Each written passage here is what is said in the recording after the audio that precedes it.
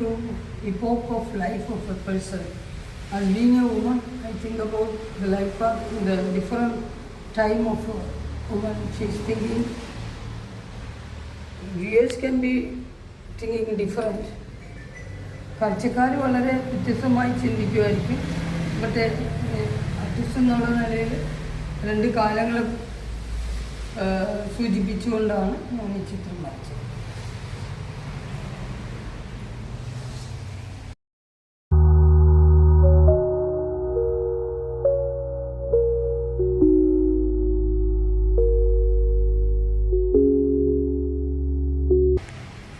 This is also the whispers of nature.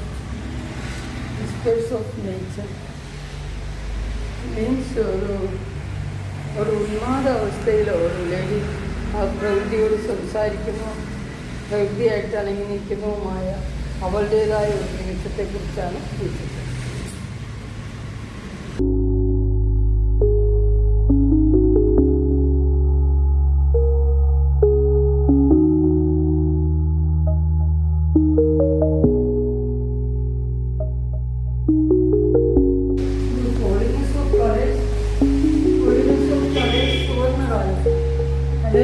Red sari highlight this colour. ഈ colour highlight ചെയ്തുകൊണ്ട് red sari.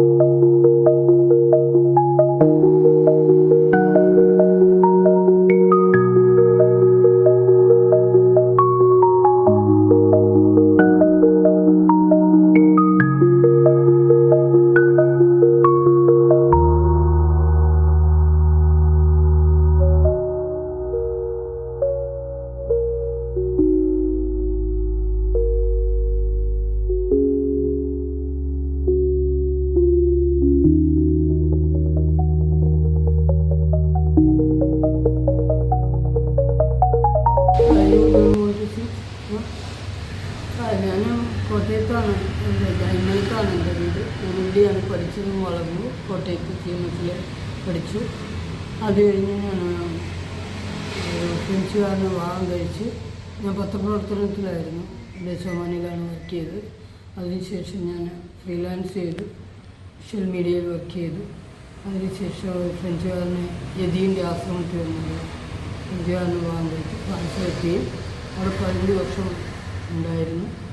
അവിടെ 7 വർഷക്കാലം ഞാൻ school of visual art region Paris ഉള്ള ഒരു സ്കൂൾ ഓഫ് വിഷ്വൽ ആർട്ടിൽ ചേർന്ന് പഠിച്ചു.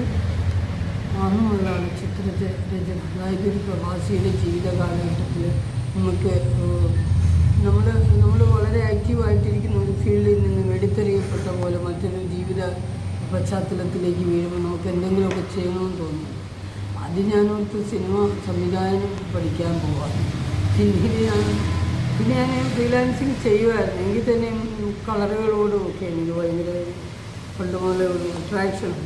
സോ ആ തലത്തിൽ അതൊന്ന് ട്രൈ ചെയ്യാമെന്ന് കരുതിയാണ് വീണ്ടും ചിത്രകലയിലേക്ക് ഞാൻ പ്രവേശിച്ചത്. അതൊരു നല്ല യാത്രയായിരുന്നു. നല്ല വിവിധ അധ്യാപകരുടെ കൂടെ എല്ലാം പഠിക്കാൻ സാധിച്ചു. ആദ്യത്തെ എൻ്റെ അധ്യാപകൻ പെറു ഒറിജിനായിട്ടുള്ള രാഹുൽ സ്വതമോയറായിരുന്നു. Is very nice and very good artist. അതുപോലെ ഒരു ഇറ്റാലിയൻ പ്രൊഫസർ, ഒരു ഫ്രഞ്ച് പ്രൊഫസർ എറിക് വിവിയെ, അങ്ങനെ പല അധ്യാപകരുടെ കൂടെ പഠിക്കുകയും പല സ്റ്റൈൽ ഓഫ് ടെക്നിക്ക് പഠിക്കുകയും ചെയ്തു. അവസാനം നമ്മൾ നമ്മുടേതായ ഒരു സ്റ്റൈൽ കണ്ടെത്തുമല്ലോ. അപ്പോൾ എൻ്റെ ചിത്രങ്ങളെല്ലാം അവിടെ പഠിച്ചുകൊണ്ട് അവിടെ സ്റ്റാർട്ട് ചെയ്തുകൊണ്ടുള്ള ഈ സ്ട്രോക്സിലൊക്കെയുള്ള ഒരു ടച്ചിങ് വരുന്നുണ്ട്. അപ്പോൾ നമ്മൾ ഇവിടെ സാധാരണ പഠിക്കുന്നതിന് അത് കാണാൻ കഴിയുന്നുണ്ട്. Strokes is different, little bit touch of impressionism or post-impressionism style, some sort of strokes which you can see there. പിന്നെ സബ്ജക്റ്റ് ഓറിയൻറ്റഡ് ആയിട്ട് നോക്കുമ്പോൾ എനിക്കറിയാവുന്ന സ്ത്രീകളെ സംബന്ധിച്ചാണ് കൂടുതൽ. അപ്പോൾ സ്ത്രീകളാണ് മിക്കപ്പോഴും എൻ്റെ സബ്ജക്റ്റിൽ വരുന്നത്. അത് മനഃപൂർവ്വം ചെയ്യുന്നതല്ല, അതങ്ങനെയാണ്. അത് പ്രത്യേകിച്ച് നമ്മൾ കേരളത്തിൽ ജീവിച്ച് പരിചയിച്ച ഒരു പശ്ചാത്തലത്തിൽ നിന്നും മറ്റൊരു വിദേശത്ത് യൂറോപ്പ് പോലൊരു സ്ഥലത്ത്, പ്രത്യേകിച്ച് ഫ്രാൻസിൽ പാരീസിൽ താമസിക്കുന്നു. നമുക്ക് സ്ത്രീകൾക്കെന്നുള്ള ഒരു ഇടം, സ്ത്രീകൾക്ക് പ്രയോറിറ്റി കൊടുക്കുന്ന ഒരിടം അതുവരെ ഞാൻ കണ്ടിട്ടേ ഇല്ല. എനിക്കത്രയും പ്രശ്നങ്ങൾ എൻ്റെ ബാല്യകാലത്തോ യൗവനത്തിലോ ഉണ്ടായിട്ടില്ല. എങ്കിലും നമ്മുടെ സാമൂഹിക ജീവിതത്തിൽ ഒരു വീടുണ്ടാക്കുമ്പോൾ സ്ത്രീകൾക്കൊരിടവും ആരും ശ്രദ്ധിക്കാറില്ല. ഭർത്താവിൻ്റെ കൂടെയോ അടുക്കളയിലോ ഒക്കെയുള്ള സ്ഥലങ്ങളാണ് നമ്മൾ ഷെയർ ചെയ്യുന്നത്. അതേസമയം ഞാൻ വിവാഹം കഴിച്ച് അവിടെ ചെല്ലുമ്പോഴത്തേക്കിനും അദ്ദേഹം എനിക്ക് ആദ്യമായിട്ട് ഒരു റൂം റെഡിയാക്കി. So there is a room for its all, room for one's all, അവരുടേതായ ഒരിടം, സ്ത്രീകളുടേതായ ഒരിടം. അപ്പോൾ അതുപോലെ തന്നെ ചിത്രകലയിൽ സ്ത്രീകളുടേതായ ഒരിടം എന്നുള്ളൊരു സങ്കല്പം ആയിരിക്കാം ഒരുപക്ഷെ ഈ എൻ്റെ ഫിഗറേറ്റീവ് ഇതിലെല്ലാം സ്ത്രീകളുടെ രൂപങ്ങൾ കടന്നു വരുന്നതാണ്. അതറിയാതെ വരുന്നതാണ്. ചിലപ്പം ചിലത് മാത്രം മനഃപൂർവ്വമായിട്ട് വരും, അല്ലാത്തത് തനിയെ വരുന്നതാണ്. പിന്നെ ഓരോ ജീവിത കാലഘട്ടങ്ങൾ നമ്മൾ 10 വർഷം മുമ്പ് വരച്ച രീതിയിലായിരിക്കുകയില്ല ഇപ്പോൾ, കുറച്ച് ചേഞ്ചസ് വരും. So the life impact in the art and also the life style, the growth of the person, everything is touch in the painting.